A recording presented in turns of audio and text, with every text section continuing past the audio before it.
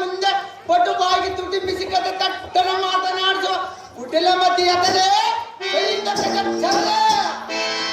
ಓ ದೇವ ನಾವುದಾರೆಂದರೆ ಮೂರ್ಖರ ಶಕ್ತಿಯಲ್ಲಿ ಮೌನವಾಗಿರಬೇಕು, ಬುದ್ಧಿವಂತರ ಜೊತೆಯಲ್ಲಿ ಬುದ್ಧನಂತಿರಬೇಕು, ಸಾಧು ಸಂತರ ಜೊತೆಯಲ್ಲಿ ಸೌಮ್ಯವಾಗಿರಬೇಕು, ದೀನರ ಜೊತೆಯಲ್ಲಿ ಧರ್ಮರಾಜನಂತಿರಬೇಕು.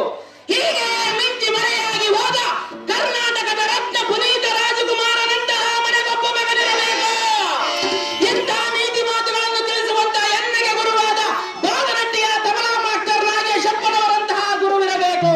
ಅಂತ ಗುರುವನ್ನು ಮನದೊಳಗೆ ಸ್ಮರಿಸುತ್ತಾ ಬಂದು ತಮ್ಮನ್ನು ಮಾತನಾಡಿಸುವ ಸುಂದರ ಸಾರಥಿ ನಾನಲ್ಲವೇನೋ ದೇವ, ಏನೇ ಕಂಡು ಬರಬೇಕು ನಿಮ್ಮ ನಾಮಾಂಕಿತವ? ಸಾರಥಿ ನಮ್ಮ ನಾಮಾಂಕಿತವೇನೆಂದರೆ ಏನು ದೇವ? ಶಂಡ ಪ್ರಚಂಡ ಅಂಡಲದ ಬರುವ ಮಂಡಲೀಕರ ಮಂಡಗಳ ನನ್ನ ಕರ ಪುಂಡರಕದಳಿಂದ ಮೆರೆಯುವ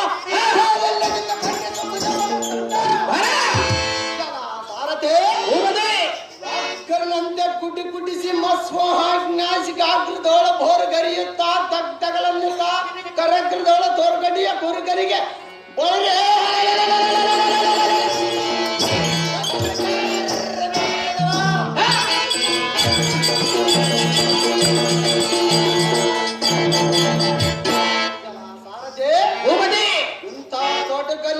ಪರಕ್ರಮ ಬಾಹುಜೆ ಬಲಕ್ಕೆ ಜಡಜೆ ಬವ ಜಡಜ ಬಿಡುಗ ಕೊಡು ಜಾಂಗೊಂದು ಬಲುರೇ ಲೋಹ ಮಂಡಲದಲ್ಲಿ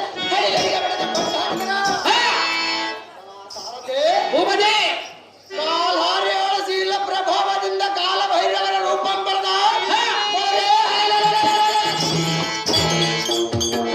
ಬಲಂಕಿತ ಸಿಂಧೂರ ದೇಶಾಧಿಪ ಜಯದ್ರಥನನ್ನು ಜಯಧ್ವಂದಿ ವಂದನೆ ಮಾಡುವಂತೆ ನಾವು